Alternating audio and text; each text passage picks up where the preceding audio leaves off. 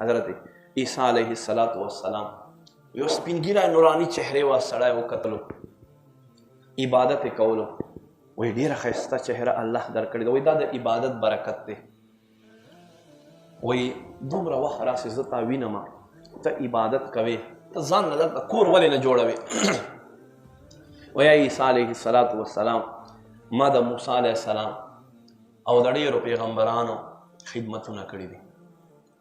ما ته وویلی شو د پیغمبرانو په خوله چې تا به 700 کاله عمر وي. نو ما وی چې 700 کاله عمر مې دی، دا خو ډېر لږ عمر دی، نو په دې لږ عمر کې څه ضرور دی چې زه ځان له کور جوړوم، الله له عبادت نه ځان غافله کوم.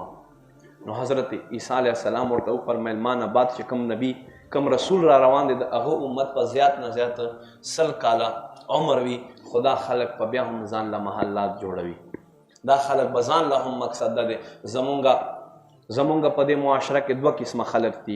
یو هغه خلک دي چې بهر ملکونو کې دیاړي کوي، یو هغه خلک دي چې دلته تعلیمونه کوي، او د دواړو مقصد دا دی چې پیسې راوګټه، عمر تیر کا، ځواني تیره کا، پیسې راوګټه، ځان له کور برابر کا، کور برابر کی او یو کاروبار ځان ته هغه کی، بس چې ورګورې بیا په ده باندې بیمارۍ رامخ کی، نو عبادت تی ونه شي.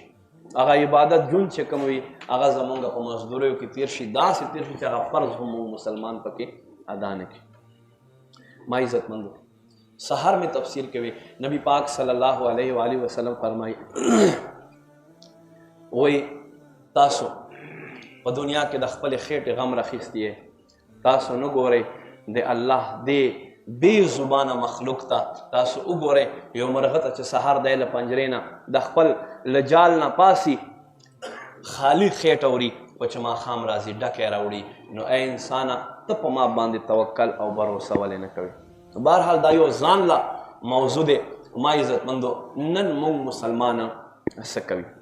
حضور فرمایي په دنیا کې اوسئ یو مسافر په شان باندې، ځکه چې تاسو عارضي طور باندې دلته راغلي یې، دا د ستاسو عارضي ځای دی، اصل مسکن چې دی د ستاسو آخرت. خو دا خبر زموږ مسلمان په زړه کې کینی نه چې په کومه ورځ کینی بس په هغه ورځ به ته بیا عبادت لذت محسوس کې